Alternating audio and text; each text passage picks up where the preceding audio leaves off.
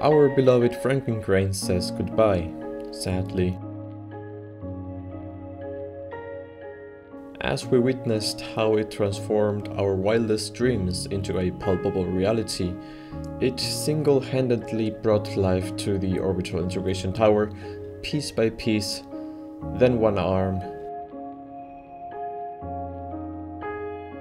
then a pair of chopsticks. The orbital launch table would still be idly sitting on the ground if it weren't for Frankenkrane. Frankenkrane allowed humanity to be witness of the biggest space rocket ever made, and for that we will forever be thankful.